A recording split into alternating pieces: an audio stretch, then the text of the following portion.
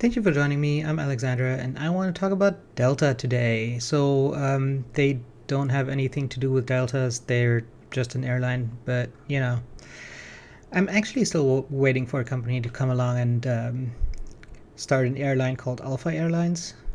We get there first. It's good business. You should invest. Anyway, current price is $49.39, which gives them a market cap of $31.5 billion. Revenue is $17 billion, which is down from $47 billion, which kind of a problem there. Earnings negative $12.4 billion, which is down $17 billion, which is also a problem. And that gives them PE of negative 3, which is literally the worst PE that I have ever seen. Forward PE of 159 would be good if they can hit that, but I'm not sure. Obviously, any profit is good at this point, so guess we'll see. Dividend 0, don't expect that to change in the next couple of years. If they could get back to the $5 billion of profit, I would assume that they might start a dividend, but not confident in that.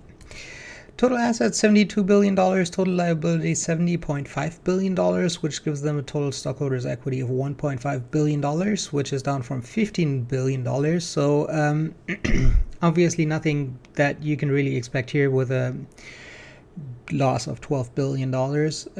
So the balance sheet previous year was not actually that terrible, especially for an airline that needs a lot of assets because planes are expensive. But I'm also not going to judge them on this too much because there's not really much you can do about it.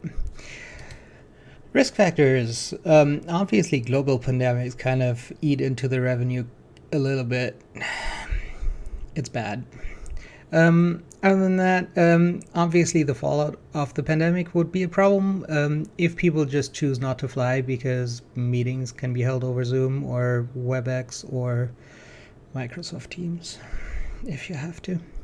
So obviously I don't expect the airlines to get back to normal anytime soon, not in the next couple of years anyway.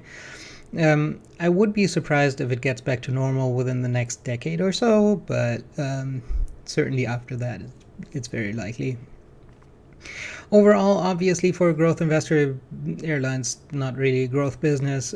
For a dividend investor, absolutely nothing here. And for a value investor, the stats as they are really terrible. And I mean, even if they could get back to the earnings of $5 billion, that would be a PE of, 6? So would be a good buy then at the current price, which it probably won't be. But balance sheet is terrible. Growth is terrible. And not really a fan of that. So as soon as they can get back to a reasonable profit, I think that the PE will be reasonable for a value investor, but right now I would probably wait, see what happens. Definitely wouldn't buy it this year, definitely wouldn't buy it next year, and I'd probably wait for the earnings after that to see if I see anything interesting, but I'm not sure if that's going to happen. That's it for me for today. If you like this video, make sure to subscribe. I'm coming up with more videos every day before market open. I hope you have a successful day.